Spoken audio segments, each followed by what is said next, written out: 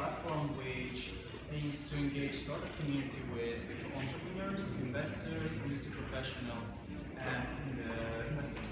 So our today's guest is a very talented, experienced, and successful entrepreneur, Elnar Hajiyev.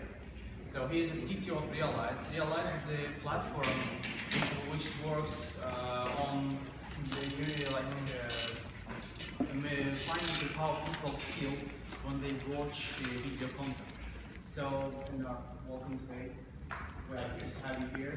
So, first of all, I'd like you to introduce yourself to the audience. Okay, hello everybody. It's great to see everyone. Çok şadım sizi hamınızı burada görmeye ve çok teşekkür ederim Nail'e ki beni buraya davet edildi. Ben İngiliz dilinde danışacağım çünkü artık 12 yıl Azerbaycan'da yaşamıram ancak İngiliz dilinde danışıram. Hem de teknoloji startuplar için bugün İngiliz dilini bilmeyi çok vaciptir. Ona göre eminim ki siz hamınız İngiliz dilini bilirsiniz ya da öğrenirsiniz, öğrenmek istiyorsunuz. Okay, so I'll switch back to English. My English level is not okay. May I ask on Azerbaijani or Russian some questions? Fine. Thank you. If it's okay, I'll answer in English. Good. All right. So, well, I was born and raised in Azerbaijan, in Baku. Always dreamed about going abroad and seeing the world. Finally, around the age of 19, I managed to go out to Germany for my bachelor in education. Went out there without speaking in German, had to learn German in the first year, then did a degree in information and media technology there, and after that went to UK, joined University of Oxford, did my master's in computer science there, then started doing a PhD in computer science. My supervisor was obviously very happy with me, so wanted to keep me there. And while I was doing, there's a very good friend of mine here, Elchid, who's also been studying with me at Oxford University. So there's surprisingly quite a number of people who go to top universities around the world in Azerbaijan, from Azerbaijan. Many people may know about it, so it's great that a community like this is gathering. So together with my supervisor, while working on my PhD, we started a company called Semel. It's a very high-tech company analyzing software and trying to find out if there are any bugs, any memory leaks, any other kinds of issues with the software, or people not following certain programming guidelines. You can basically ask all sorts of questions about your program once you've loaded it into a platform that Semel built. It's a very successful company. They've raised the last round from Accelerator in Silicon Valley, so they're doing pretty well. Unfortunately, or fortunately, I'm not with them anymore, so I've done my few years with them, had a great time, and then I started another company called Realeyes. That's how it's spelled, so it's real eyes, like real human eyes. So I'll tell you a bit about the company, hopefully in a short while. So it was a journey after that. So since then I've been with Realeyes. I went through all sorts of ups and downs, and all sorts of experiences. Startups are great fun, but they are not as easy as it may sound, and they are not as fun as it may seem, where people like me presenting that to you, there are all sorts of challenges involved as well that remain behind the scenes. So it's great to see so many of you being so brave. So do definitely push for that. Excuse me, you mean that they are pretty hard? Can be. There's all sorts of challenges that you need to be able to solve. So as long as you are not surprised by them unexpectedly and just one by one taking them all, you'll be fine. Cool. So while reading your biography, there was a thing that you started coding at the age 10. So how did that happen? It happened back during, I think it was sort of still Soviet times, or maybe just the end of Soviet times. My father had access to computers because he was working at an institute that was dealing with all sorts of inventions, and they had computers in the lab. And so he basically introduced me to a computer for the first time. And I don't know, somehow I really fell in love with computers, and I started writing some basic programs in basic language. So that's how I started. And then we had a school. In our school, it was one of the first schools that would have informatics. And so that's, by the time we had the class, I already knew how to program. And I started learning C++,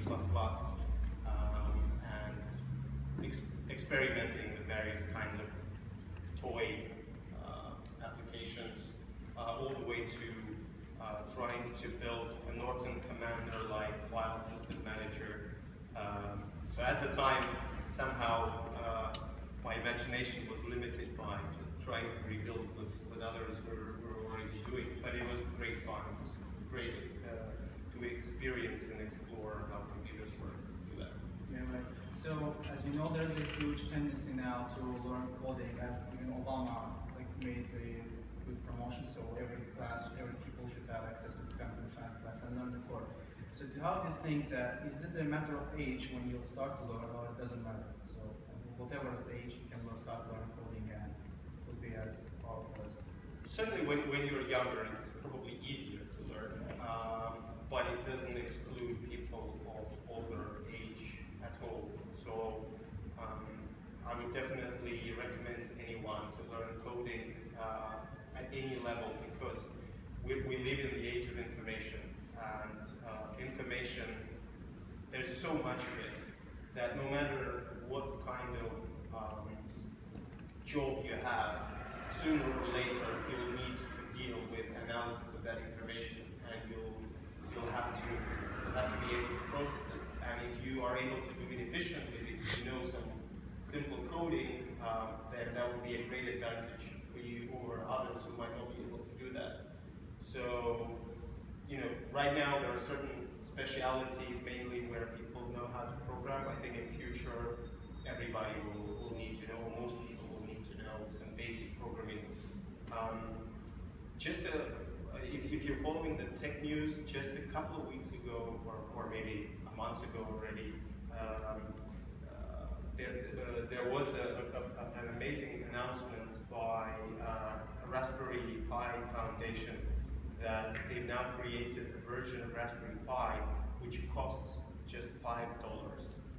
And to stress the fact that it costs just $5, they basically attached it to every magazine that you buy. So you could buy a magazine and it would come with a Raspberry Pi. And for those of you who may not have heard about it, Raspberry Pi is basically a full-fledged computer. So it has a CPU, it has memory, it has ports for connecting cable, mouse, audio, screen, and then you have a computer ready to go. So at the time when I was 10 years old, having a computer at home was unthinkable. So, just being able to work with a computer at my father's work, that was already something cosmic. Yeah, I understand. So, well, when it comes, you had a good start experience. You started in Germany and England. So, why you decided to go to startup field and start your own business and not go into corporate work? I think it was probably mainly influence of my father, who is an entrepreneur himself, and he was an entrepreneur since the collapse of Soviet Union. So he always wanted to do that. He always knew that the way Soviet Union worked with the planned economy, that wasn't soon as it collapsed, he immediately created his company. What his company does is teaching people whatever kind of courses they may be interested in. So there would be language courses or programming, all the way to dancing or cooking, so any kind of classes. So I basically grew up knowing him as someone who runs a company and the kind of excitement that was with it. So I grew up always determined to start my own company.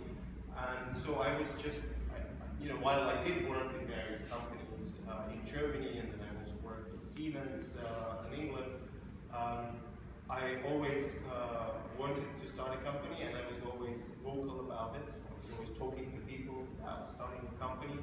And it happened that when I was studying at Oxford, this is when startups was becoming a big buzzword at Oxford, so which was not that long ago, which was, I don't know, 10 years ago. So we're not that far behind in terms of time, so things happen very fast these days. So they just created Oxford Entrepreneurs. It's a group of people at Oxford who are interested in entrepreneurship. They started inviting people from Silicon Valley. They called it Silicon Valley Comes to Oxford. So they would invite the CTO of LinkedIn, I don't know, the CMO of Facebook, various other famous people to come and present at Oxford. And so there was all this energy around it. And I was going to all of those events. And I was talking to my supervisor about it. And I said, oh, right, so you're interested in starting a company. Why don't we do that? And that's how I started the first company. Yeah. So you said in the beginning that it's a very big challenging thing to start a startup. So what was your own biggest fear when you decided to go that way and start a company? That's a good question. When I did start my first company with my supervisor, I didn't really have that many fears. It was more of an excitement because I was doing my PhD. I was getting a scholarship, so I was sort of covered from that part. And also, when you're doing a PhD, you're very flexible, so you can spend your time on the PhD, or you can spend your time on something else. So you can balance when you work, when you study. So I was all very excited about just doing the startup. I wasn't thinking much about it, anything that could go wrong at the time. When I started my second company, Realeyes, at that time I was about to graduate soon. The company wasn't making any money yet, and my scholarship was coming to an end.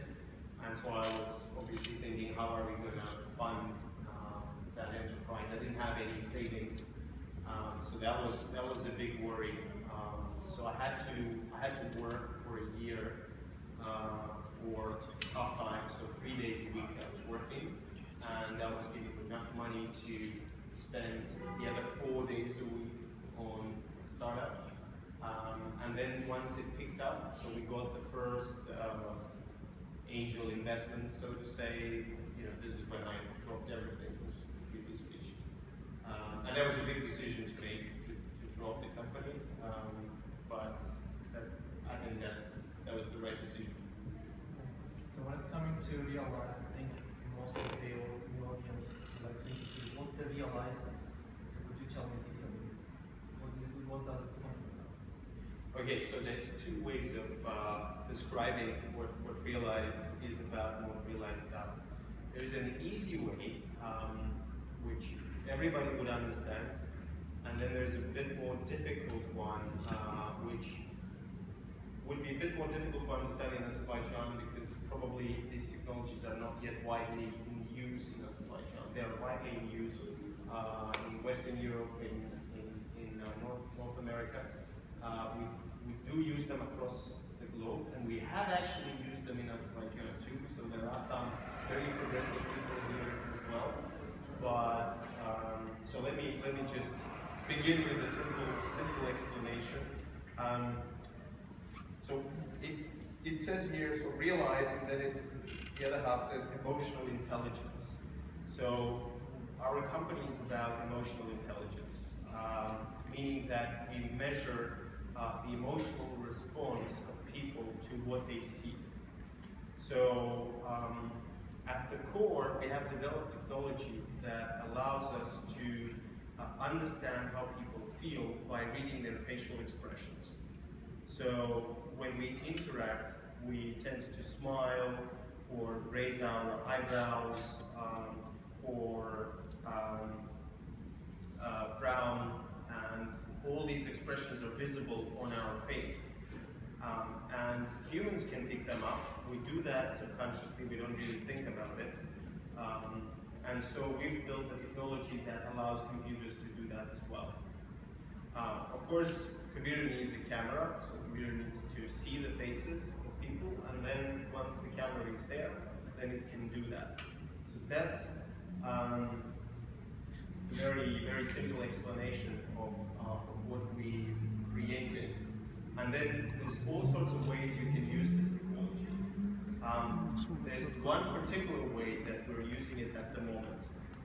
And it took us some time to get focused around this. But this was always our main avenue, but we always were distracted by all sorts of other possible applications. And we are still very much excited and interested about them. But one of the important things for startups is to actually focus and to be able to differentiate what is really you're going after and what are the sort of side roads that might be distracting you from the main avenue. So for us, the main road was understanding how people react to video content.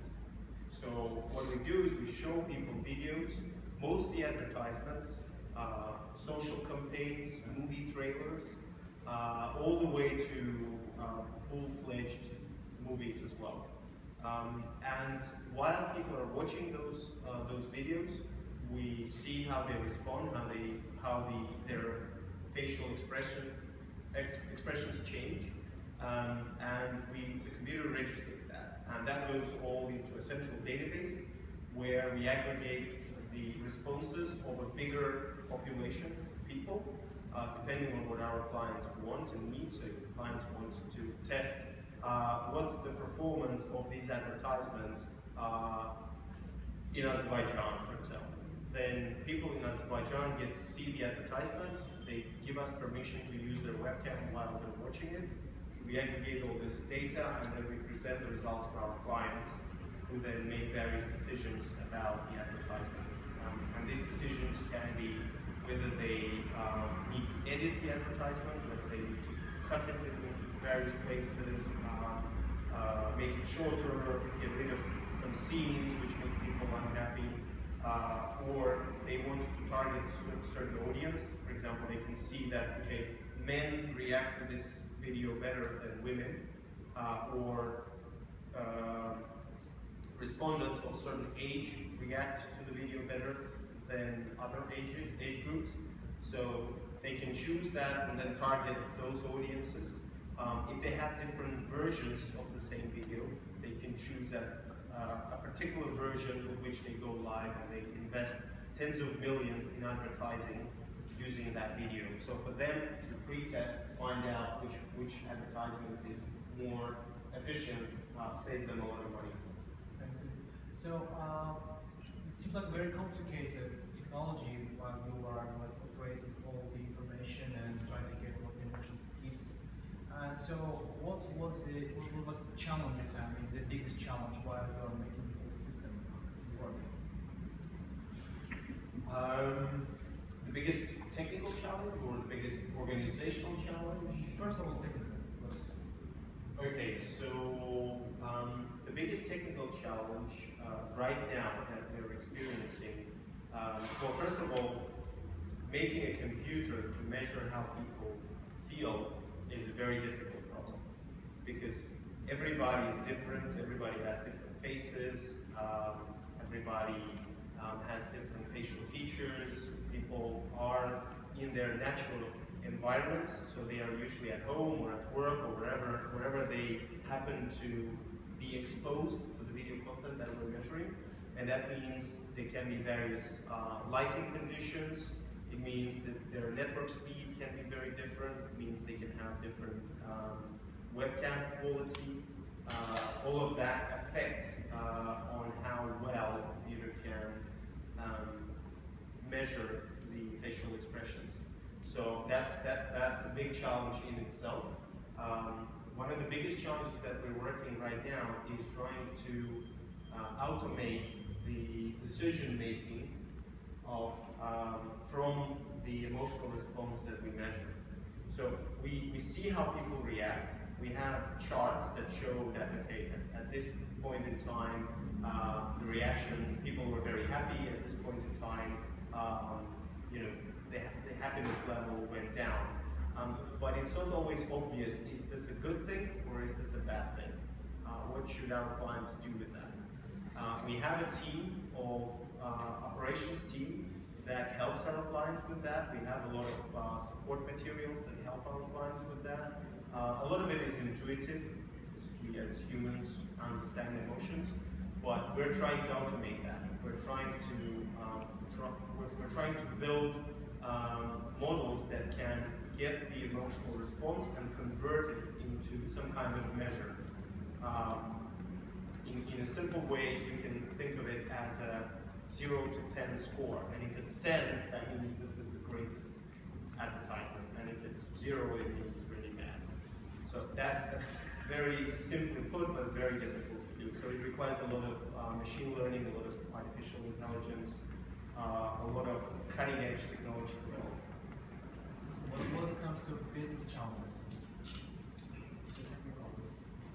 okay, so business challenges. Well, one of them is keeping the focus, and the reason why it's difficult is because in the beginning, what you'll see is that a lot of clients that you're trying to sell to, they will say that, well, this is very good, but if we just had this one little feature as well, then we would really like your product and we would really buy it. And then you say, oh, okay, good, I'm going to stop doing everything that I do and just jump on this little feature.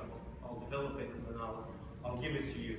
And then you do that, a month later you come to the client and the client says, it is really good, yes, but you just had that one little other feature. And this can continue forever. So your clients not always know what they want and what they need. So you need to be able to differentiate that. Another organizational challenge is growing the company. So that's one of the biggest challenges that I had to face. So when you're just a group of founders, and maybe a couple of other guys who joined in, then you're usually on the same page. You all know what you want, you all know what you want to build, you all talk to each other, you sit in the same room, so everything is fine. As your company picks up momentum, you get investments, you start hiring more people, and before you know it, people are working on random things. They don't know where the company is going. Everybody's talking about different things. People are not aligned at all. They don't share the same values with you. They just completely disapprove what you're doing. All sorts of issues start coming up, and you haven't even ever thought about it. You thought that, okay, it's going to continue in the same way when you were 3 people, it's going to continue the same way when you are 10 people, when you're 50 people, when you're 200 people, but it's every stage is very different. Lots of things change at every stage. So that's something that for some people comes naturally, and for some people it's more difficult. So that would be another challenge. Working with big companies is very difficult.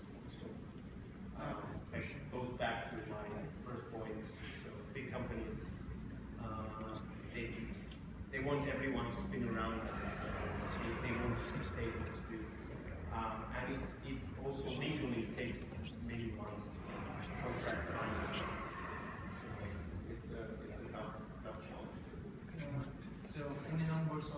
successful Realeyes? Okay, some numbers. So we have grown last year 3 times compared to the year before our sales. We are working on the next round of investment and quite successfully. The number of customers has grown obviously to support the sales growth. In competitive bids against our main competitors, we have not lost a single bid.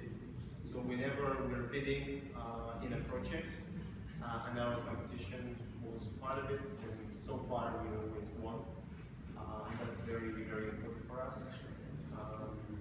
We have 7 patents pending, so we're trying to protect our technology.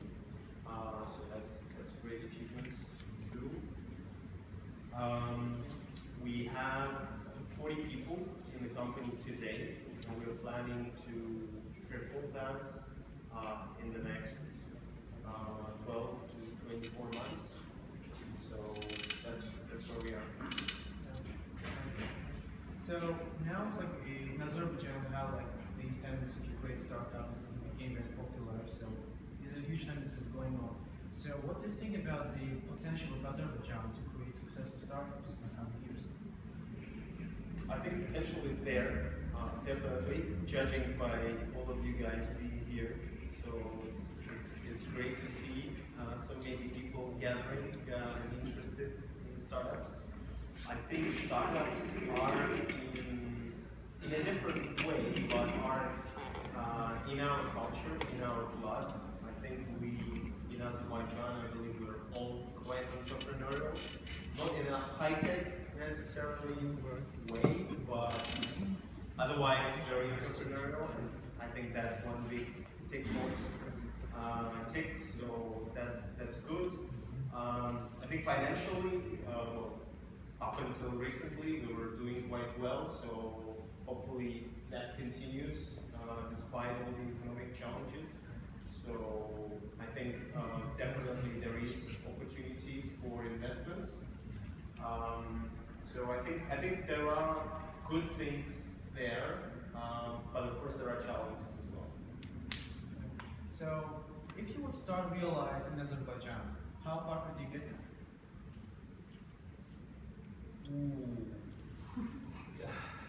Okay, so I think I would not start Realeyes in Azerbaijan. Not because I don't think startups will be working in Azerbaijan, but because of what kind of startup Realeyes is.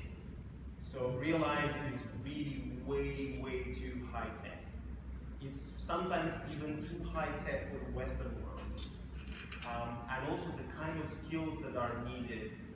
We have 11 PhD level experts in machine learning and artificial intelligence as part of our team. So these kind of people are very hard to find here. So for these reasons, I wouldn't start Realeyes, but I would definitely start other high-tech startups. And some of the startups that I heard of that are part of this incubator, I think they are really perfect for Azerbaijan. Okay, so then what industries would you advise to our startups to get into?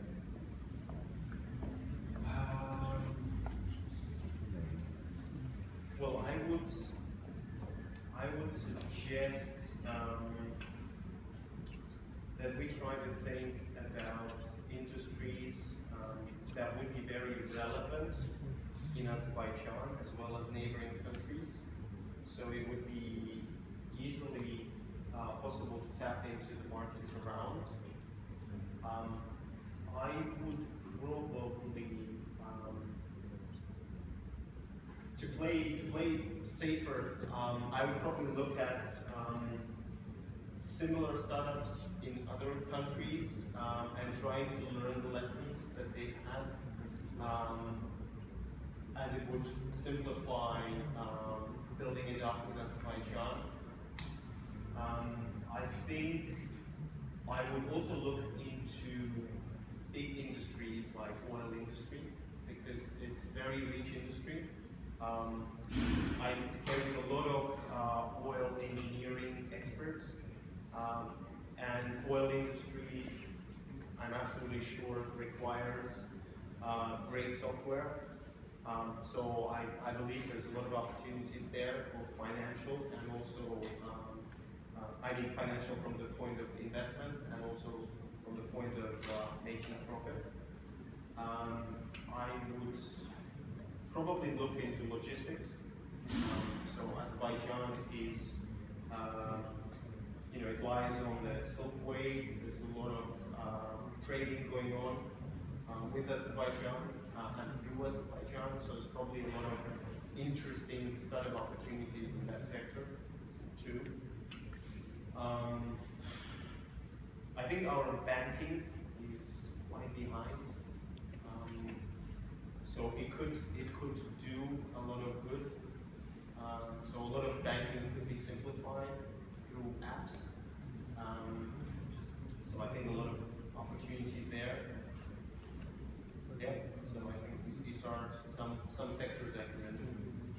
So the famous program of Y Combinator, he told that one of the most important things when you're creating a startup is location. So if considering the location as Azerbaijan, what other things you think we should focus in order to develop scalable startups? What are the things that the startups should focus on, or what the government should? Accelerators. Accelerators. Like soup.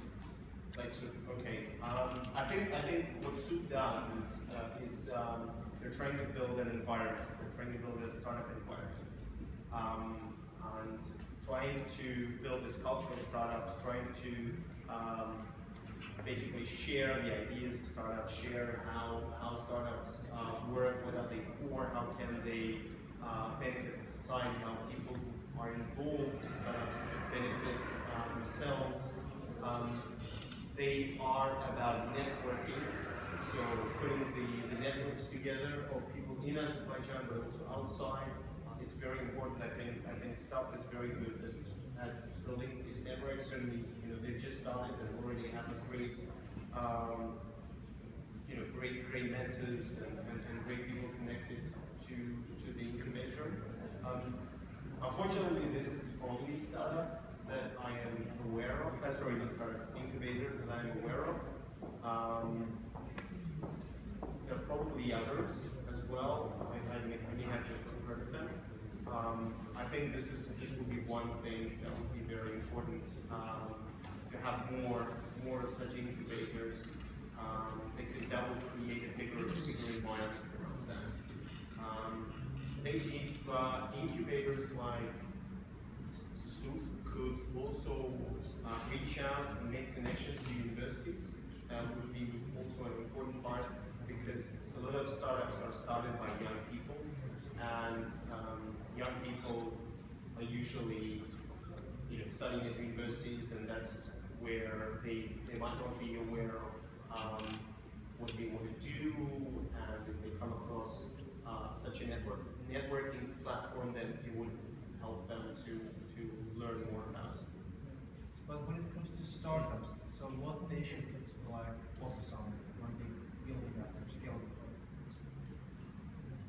Okay, so since we're talking about technology startups, then I think most important things are learning English language. That's the very basic thing, and well, I'm assuming that happens anyway because it's a world language. The whole world speaks English these days. The second most important thing is tech. So learning about technology. And you start with basic programming, but then you need to expand your horizons to the latest, most innovative solutions that are out there. That's something that I hear a lot about Azerbaijan, is that there's not enough tech people here, or technically minded people. There might be many people who are familiar with programming, but they are not at the level where they can deal with very complex systems, or they're aware of cloud computing and these kind of technologies. So I think investing more into that would be very important. So for technological startups. Okay, so now it's time for the audience to ask the questions. If you have any questions, just raise your hand. Okay. Hi, I'm Raj from Flappus. We are so clever guys yesterday. So, the main question I would like to ask is that have you based your project on the research that has been made, or you are developing it literally? Great question. My first company that I started was based on the research that I made. Realeyes was developed in Switzerland, so you can do both. And we have pivoted quite a few times, so that's absolutely normal. Realeyes is actually, this summer we've celebrated eight years of Realeyes, so that's quite a long time for a company. But the direction that we're taking today, we've been taking only for the last 4 years. So sometime 4 years ago, we made quite a big pivot, and then there were smaller ones. At what stage of this iterative development you came to the point that you need money to do this and you start to find sources of investment? Well, it's very different for every company. So depends on the business, depends on the kind of people that you have in the company. With Realeyes, we were profitable from day one. So we had customers from day one. This profit was not very reliable. So some months we would make enough money to pay ourselves salaries, and some months we wouldn't make enough money. But we could work with that. And at the time when we thought that, okay, this money making pays ourselves a salary, but it doesn't allow us to scale the company. Is when we decided that, okay, to scale the company, we need to get some investment. And that's when we took the first round of investment. Any other questions? My name is Simon, and I'd like to know your opinion about the future of big data business applications in production. You think is it worth to spend time, resources, learning, practicing, knowing that you are going to stay results and product future results? Okay. Thanks for the question, Izami. I think it's definitely worth it.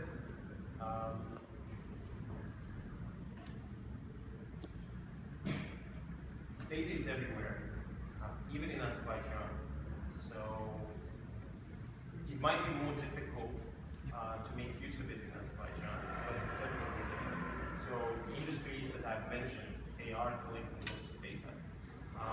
They're probably not very efficient at processing it, or they're probably using some foreign tools for that that they purchased elsewhere, which are by far, not always perfect. But there is a lot of data in Azerbaijan as well.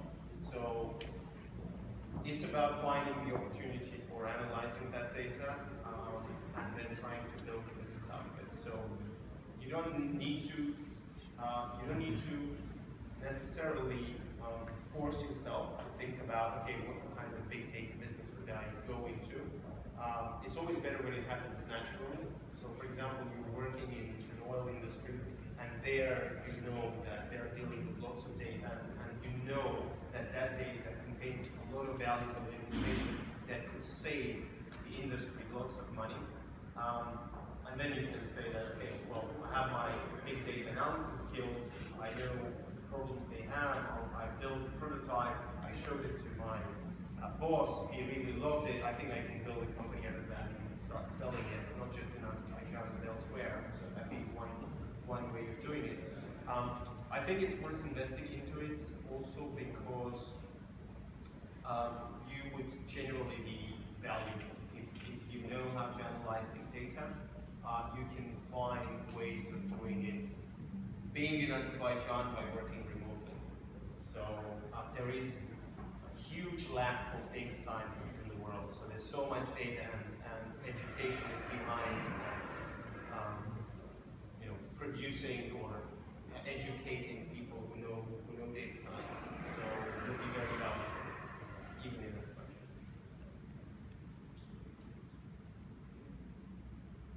Okay, salam.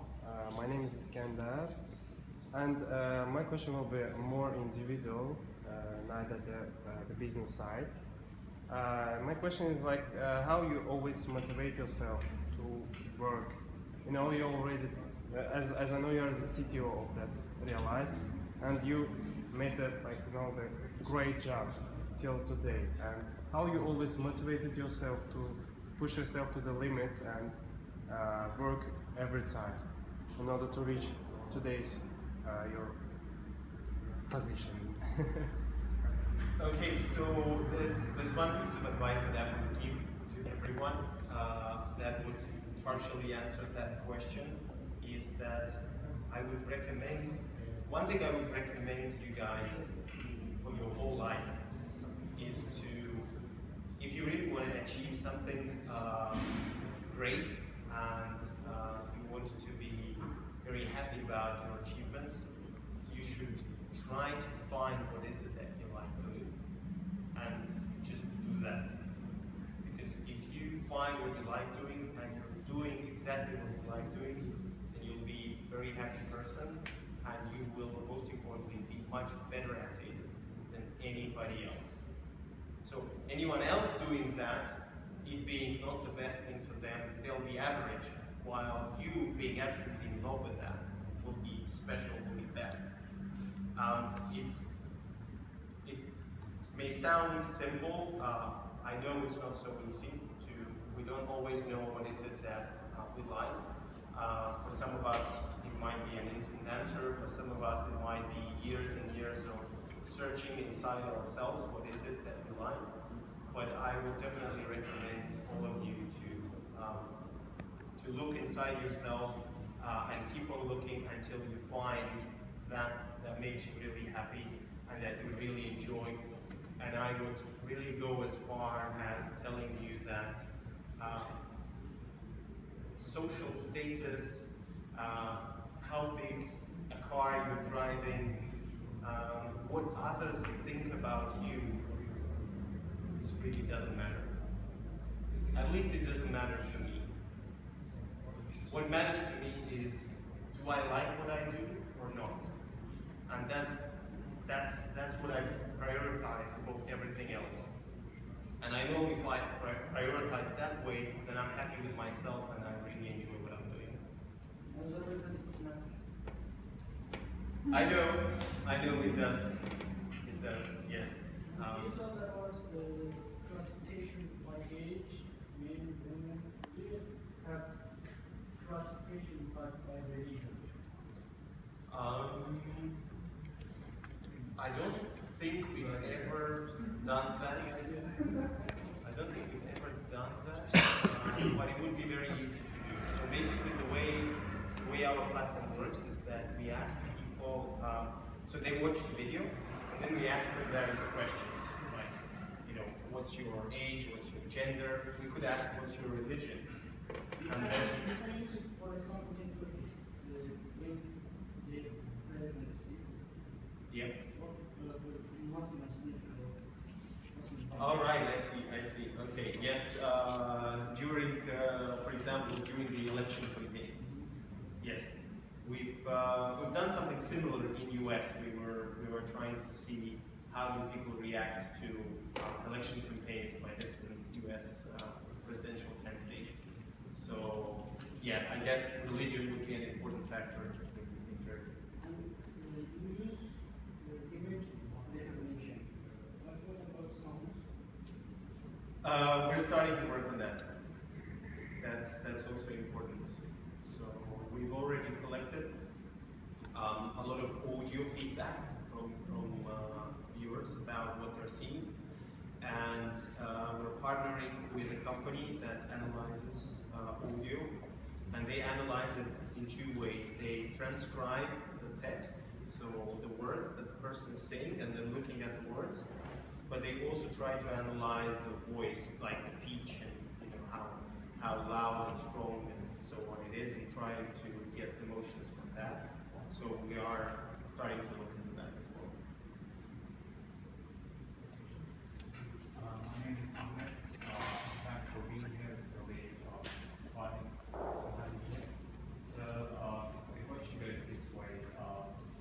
I see the great technology that you put behind the Realeyes, and certainly there was a big scope of research behind. So you kind of did a research to find the gap in the system probably, and you filled the gap. So now you're targeting something else that I don't think that there's the same gap exists. So you're probably targeting something higher.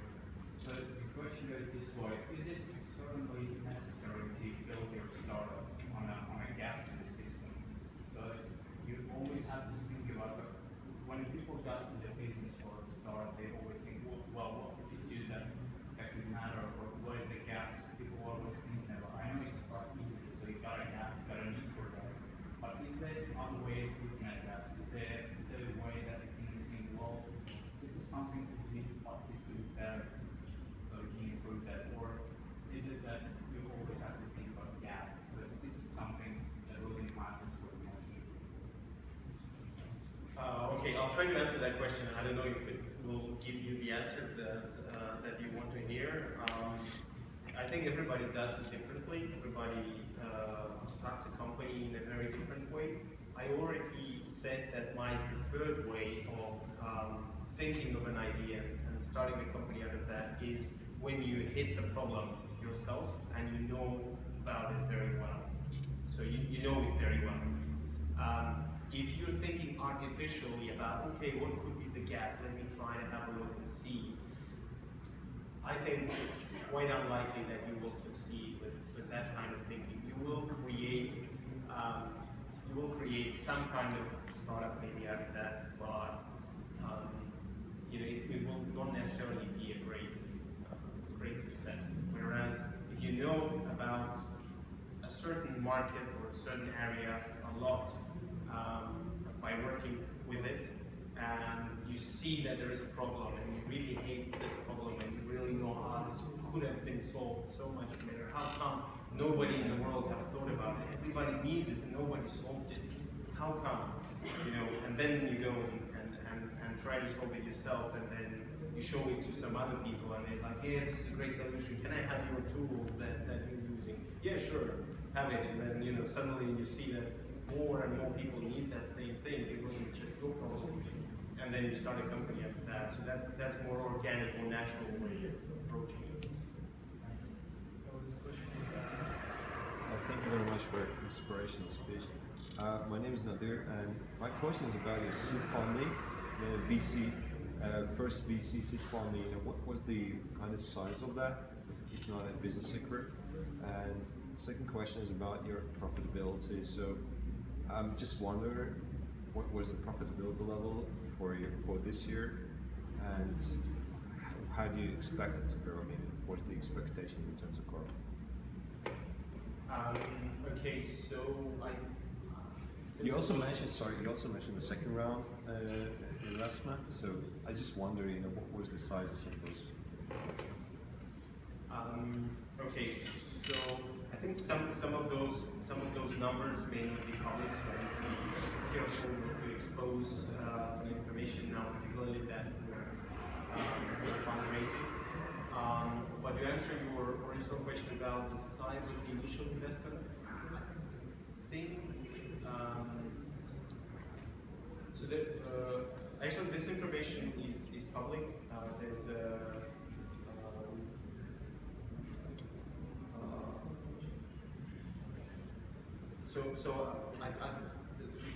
I think it was around 300,000 euros.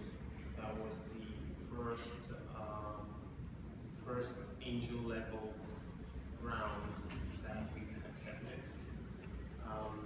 And then around the same time, we've also got some funding from the European Union because they have some grants. I don't remember exactly how much it was, but it was also in the order of a few 100,000.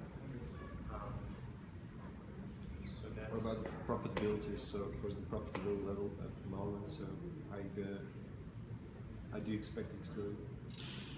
So the profitability is in the order of 7-digit numbers. I can't say more precise than that. Okay.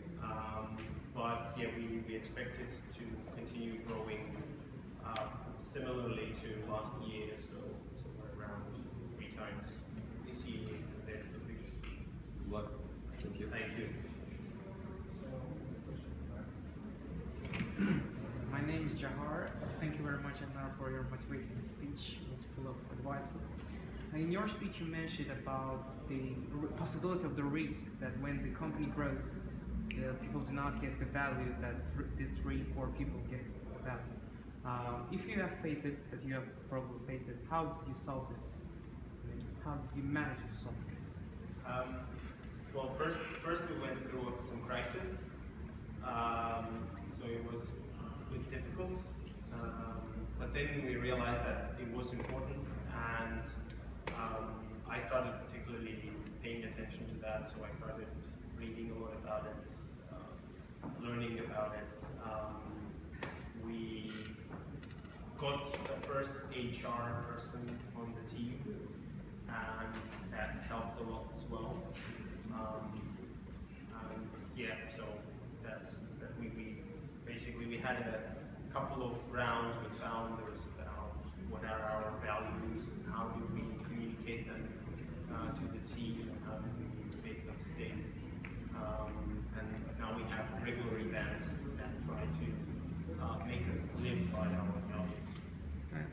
May I ask a second question?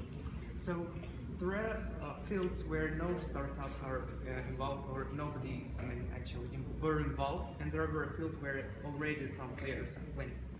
So if you have startup, in which field you would like to enter? To the one where there are several already players in that market, or to the new one where the task of which is much more difficult, but there are no players in that market?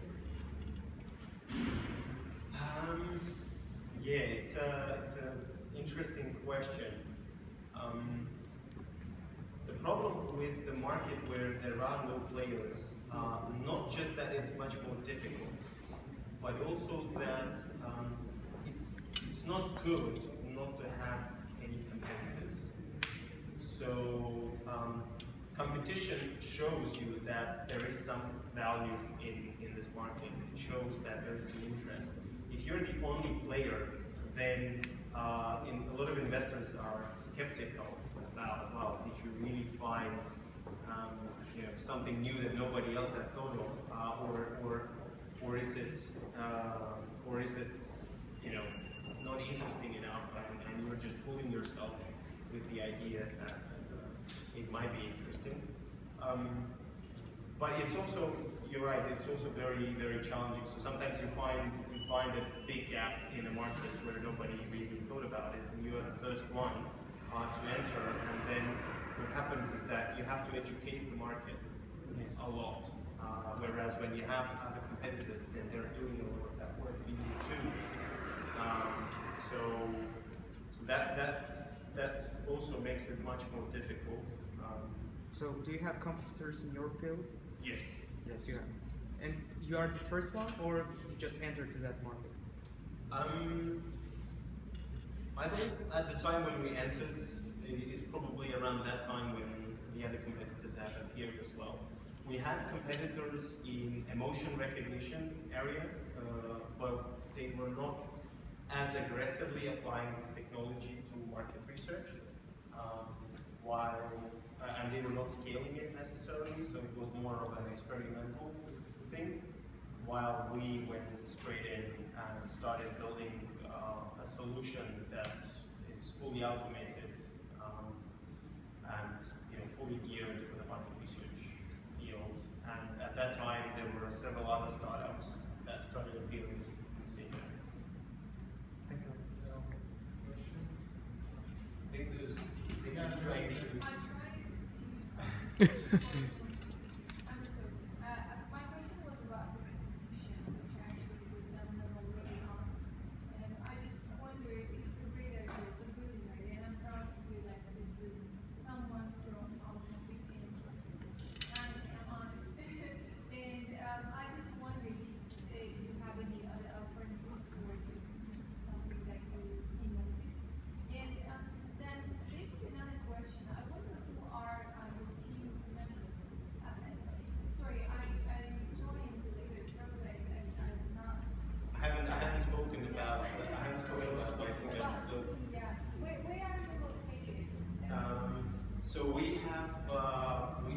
actually global, international company, even though we're a small company. So we have 3 main offices. One, the headquarters is in London, and then we have, this is where the management team is. This is where I normally am. We have sales and operations teams there, and marketing team, and finances. Then we have an office in Budapest. That's our tech office. This is where all of our tech teams sit, and we have web developers, various teams for web development. We have Q&A team, we have R&D team, we have data science team, we have sysops team. So all of those tech teams, they sit in London, in Budapest, and I'm responsible for that office. So I travel back and forth between London and Budapest every other week. And we have a purely sales office in Boston, in the US, because the US is a big one, so we have to cover for that. So that's how the company is organized. And in terms of my co-founders, I have 2 very smart co-founders with whom we've been building the company together. And I'm very grateful for meeting them. They both are from Estonia, and I don't know how much of it is known in Azerbaijan, but certainly in Europe, it's very well known the fact that Estonia is, judging by the size of its population, which is just above 1 million people, they are a startup booming country, and they generate, for example, Skype is coming from Estonia. That's just one of the many examples of great big startups they've built, and a lot of great startups are coming from Estonia. And so 2 of my co-founders are as well, Mikkel and Martin. Mikkel is our CEO, so he leads the sales and the financial part of the company, and Martin is a very tech-savvy product director, so he leads our product, so he's the man who makes all the key decisions behind where we take our product next and what kind of features we're building next. So these are my 2 co-founders. It's really great working with them, and us three, we have very different skills and very different mindsets and abilities, and I think in that respect we all very much complement each other.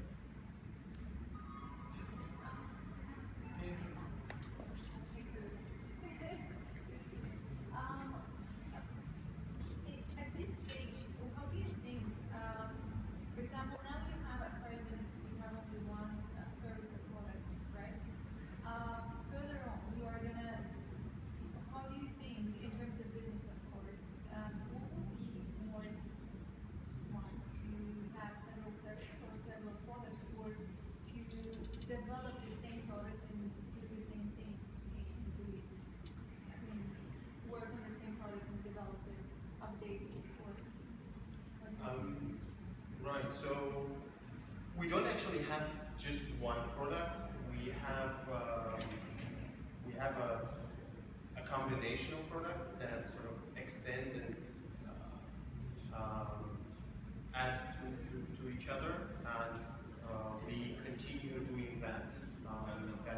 That's our main goal. So we have one product that does the data collection, so that registers all facial expressions. Even that is split into 2 different products at the moment. And then we have the portal where we provide results. So that portal currently mainly geared for what we call creative testing. So it basically provides various measures about the videos that we're testing to our clients. In future, we want to be able to use this product to expand. So the way we would expand is just testing of individual videos. Just to give you a couple of examples, we could plug into online video players and online video players like YouTube, for example. So rather than taking one video and testing it for our client and saying, okay, so we've tested it on 1,000 people and these are the results, we could actually connect to video players that are running live. So there are thousands of people watching these videos, and as they're watching, the data is coming up.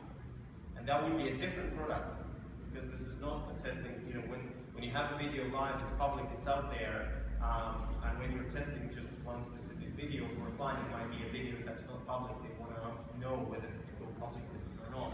So these are two different products, but they're part of the same ecosystem. The other direction, or the other possible way of expanding the products is when, so that's something that's probably not yet widely used in Azerbaijan. It's called real-time bidding. So that's when you open a page and the page is loading. It all happens in microseconds. There is a bid, an online bid going on for you as a viewer, what ad to show to you. So when the page is loading, let's say you're opening a Facebook page, or you're opening, I don't know, some news website, Azerbaijan news website. So it takes half a second or a second for the page to load and show up. But in that time, there is a whole infrastructure behind the scenes that you're not aware of that knows a lot of information about you, because they know which websites you've been visiting. From those websites, they might know whether you are a man or a woman, what your income is, and all sorts of other types of information, which you make yourself available by, for example, if you're registered on Facebook, then Facebook knows all of that information because you provided it. So in that moment where that page is loading, there are systems that say, hey, we have, what's your name? Lala. So we have Lala, who is a woman from Azerbaijan of this age. We know she's been to these and those websites. There's a possibility of showing an advertisement to her. So who wants to show the advertisement? And then there are lots of companies bidding for you. And let's say you're interested in fashion, and that information is known. And then those companies that are advertising fashion, some brands, fashion brands, they will try to bid for you more than, I don't know, something about, you know, some tech stuff or about cars, which you may not be interested at all. So that all happens very quickly, and then the ad shows up. So the page is opening up for you 1 second, and you see the ad. So we could tap into that information and provide the emotional part of it. So let's say we can judge what the mood is, and we can judge the mood of the advertisement, and we see that the advertisement, certain advertisements may match your mood, and so it would be good for you to see, and some might be, you know, might make you unhappy, so we shouldn't show those to you. So we could tap into that infrastructure, which is quite a complex infrastructure. And that would be another product. So, but it's all around the same thing.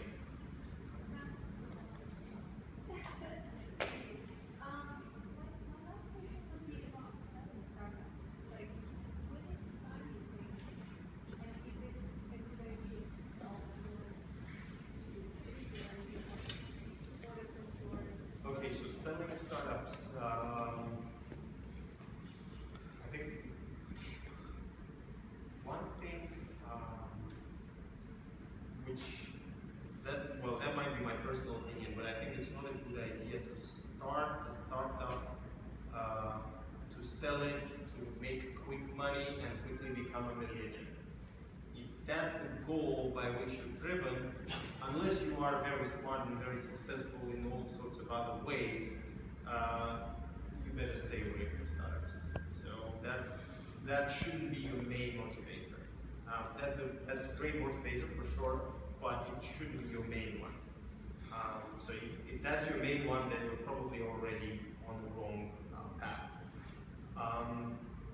Once you get the investments, then usually your investors, they want some kind of exit in future, meaning that usually it's around 7 years, 5 to 10 on average, 7 years time, depending on the investor. So that means that around that time they would want to sell the company in order to make profit, because venture capitalists, they're investing for profit. So they are organizations, they raise money. This is often not their own money, they're raising it. They might be raising it from your pension fund. So they need to give money back to the pension funds, because otherwise people won't be able to pay pensions to people. So it's quite a complex system. So anyway, they need the exit. So that drives the decision in some way. Also, if the company is troubled, so if it's not doing well, usually we don't, because there are people who've invested in the company, they want their money back at least partially. So that's when the sale happens as well. It can also be that you've been in the company for a long time, and you see that if you sell your company to another company and it becomes a merger, then it will give a great advantage to the company and to the area in which you're working on. You might make a decision, not a conscious decision to do that. When sale happens very often, it's not expected that you just sell the company, give the keys for the company, and you just walk away. It rarely happens for tech startups. Usually, it's very important that if you're selling the company, then you're selling yourself as well. So at least for some period of time, you can be there in the company, making sure that it is becoming a success within whatever other organization that it was sold to.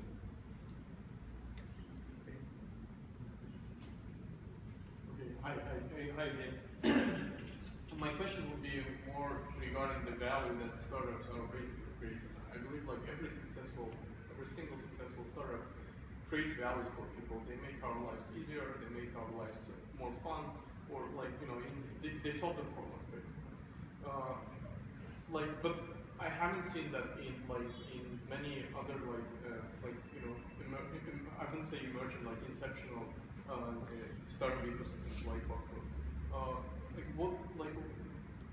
Where do you think how startups from Azerbaijan should create this value chain for the people? Well, I think that partly relates to the answer that I gave previously, that if you are artificially looking for a gap, or you are thinking about how can I quickly become a millionaire, then you don't have that value chain. On the other hand, if you know of a problem, you desperately need to solve it, you see a lot of other people are in need of solving that problem, then that value chain comes naturally. So I think if you just follow that path, then it will happen after that. And also, one value of startups which you mentioned is that they solve some kind of problem.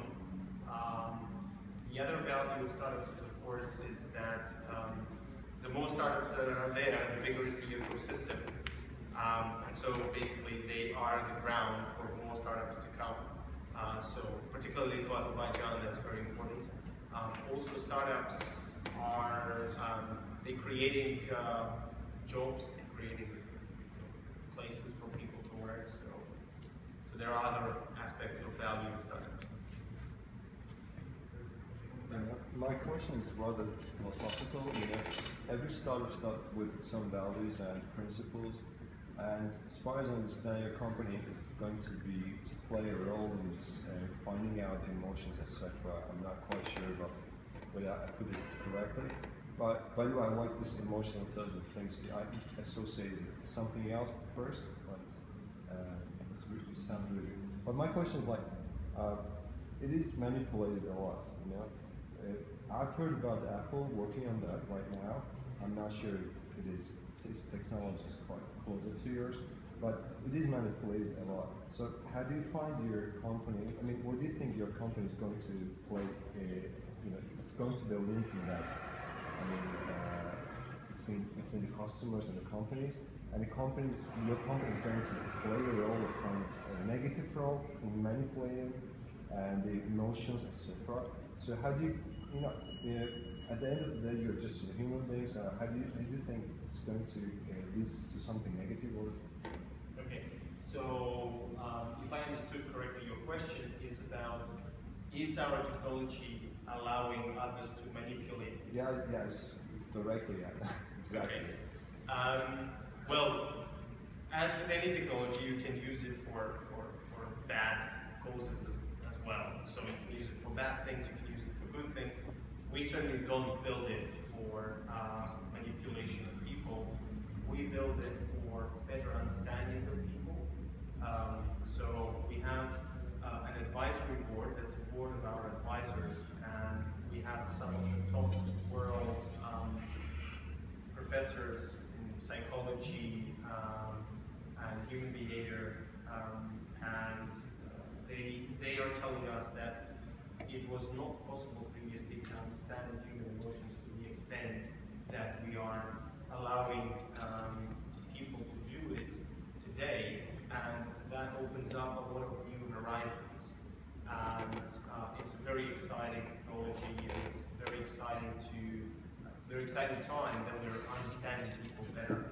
So that's one aspect of the technology that we're building. And we're very closely collaborating with universities, with Carnegie Mellon University in the US and with Imperial College in London. The other aspect is that going back to the market research area, we are analyzing people's reaction to video content, mainly advertisements, in order to make this interaction between people and advertisements more enjoyable, better. So we think about our technology that we allow companies build better content that would make people happier and would not make them angry. We build technology that allows companies that want to reach people, reach audiences, that they reach the right audiences, the audiences that would be interested in their products and their stuff, and the quality of the videos that they will show to them will be high. Now the thing is that what I was trying to emphasize, you mentioned the presidential elections in the US. So do you have some kind of limits for yourself, for your company, kind of moral limits that you would actually not vote for that project? Because that project is going to be quite political, rather political, and or for example, we want to help a dictatorship or some other things. This better. So do you have some kind of moral frontiers for the activities of the company? Yeah, absolutely. I think that's part of the company culture as well. So we don't have it written down anywhere. So if a dictator comes and asks for a project, say no. We don't have rules like that. But everybody in the company knows what's going on. So we're still small, and we're also we started using Slack recently, which is a chat application which connects the whole company around the world. So everybody in the company knows or should know what's going on. So if any project like that would come up, then people would start asking themselves, "Well, but is this the right thing to do? Is this what we want to do?" And that would shape our culture immediately. So if we say, "Yeah, we're fine working with dictators," then that will make us a certain type of company, and then that would make certain kind of people leave and certain kind of people join and so on. So it's all part of who do we want to be, and we certainly want to be seen positively, and we don't want to use it for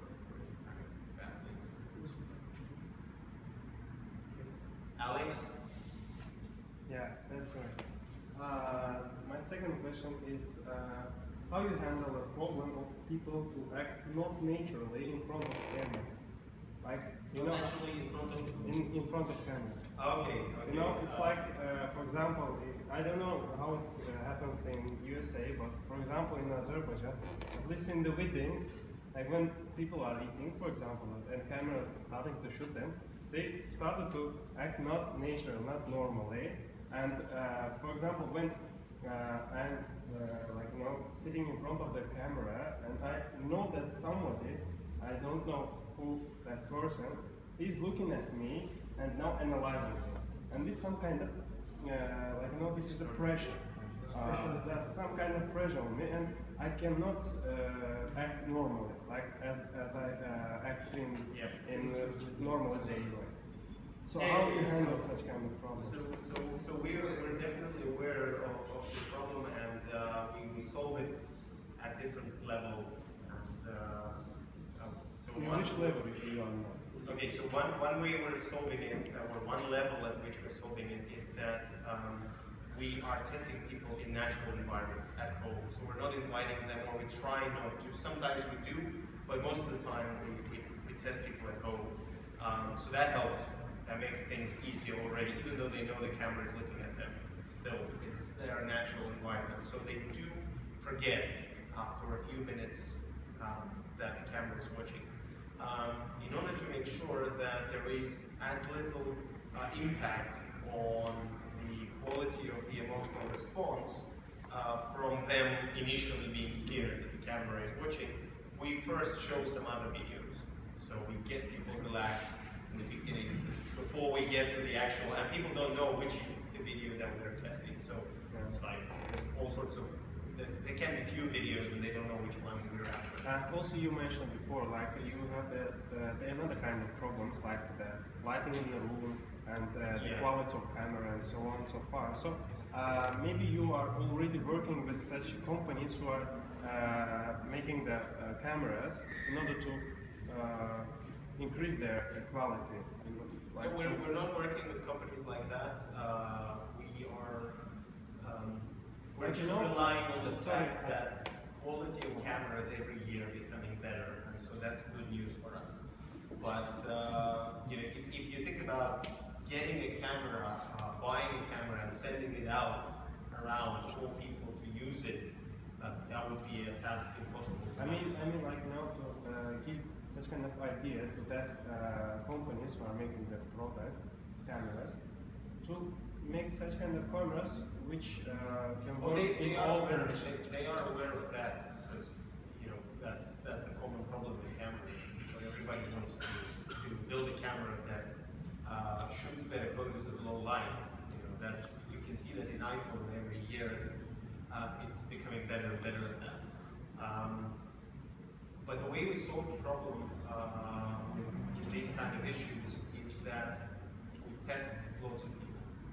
So that's why we test hundreds of people on every video, because there will always be somebody who's turned away their camera, or the camera is looking from the back, or the person is talking to somebody else while looking at the video.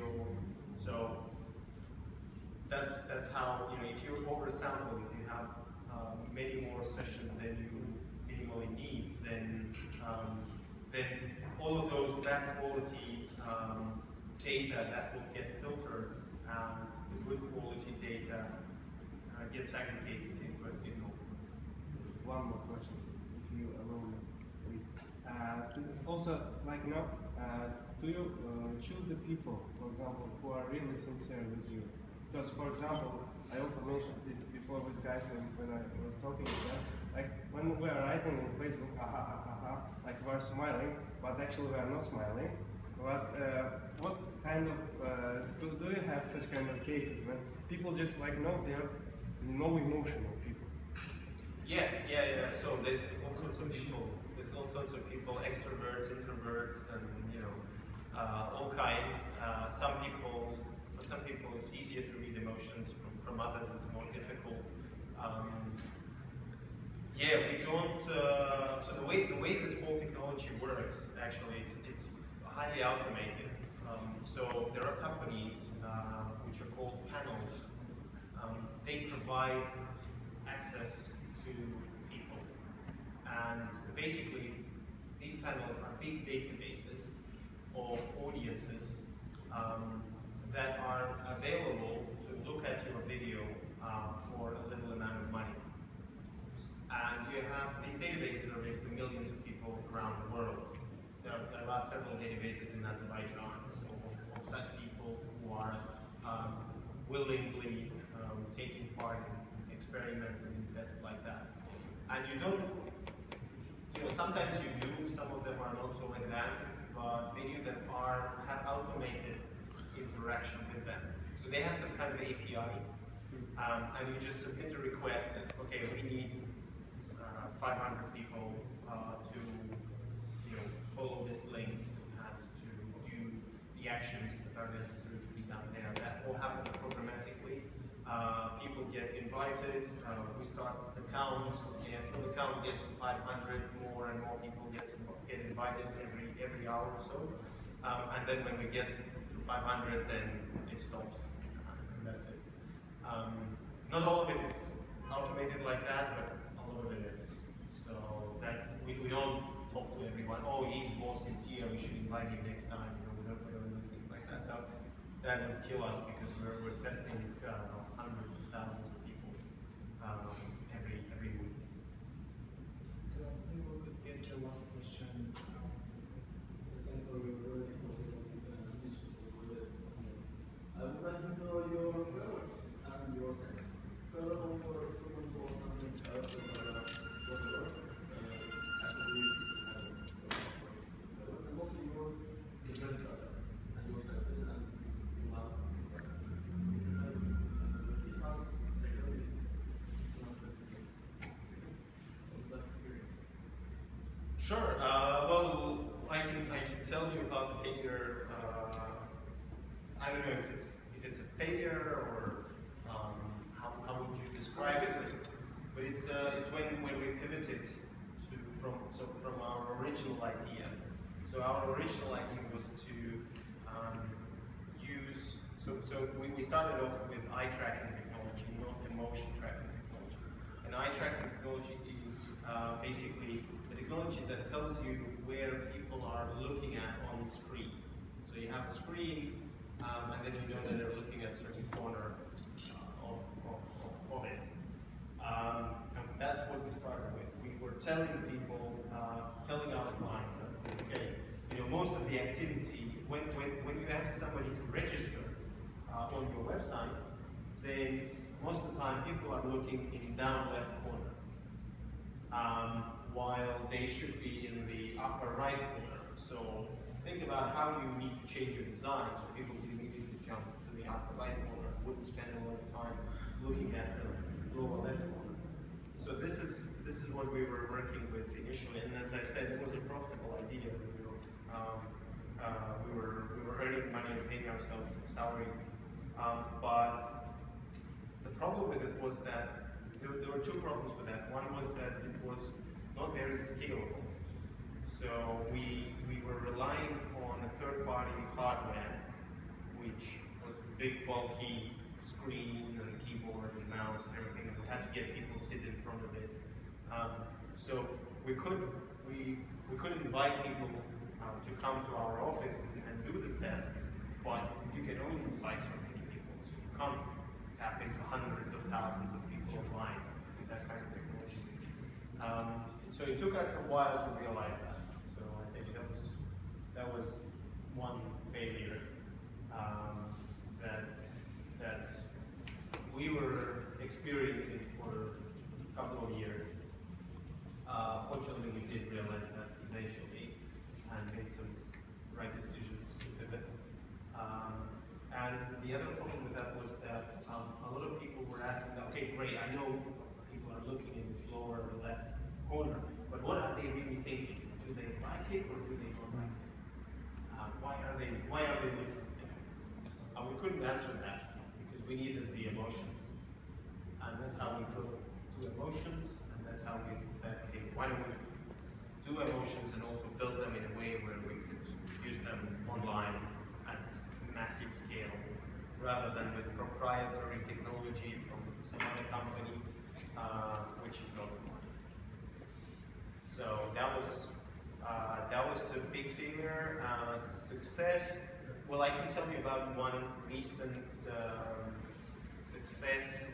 Maybe you know that just a couple of weeks ago in Switzerland there was a World Economic Forum in Dallas, and at one of the sessions about tech and technology, Realeyes got presented by one of our advisors, Professor Maya Pantic from Imperial College.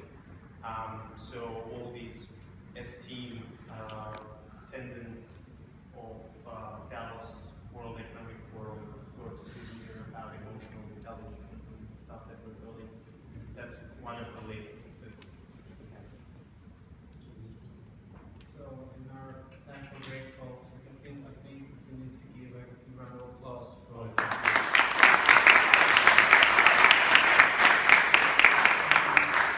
for coming. Looking forward to see you in the next event.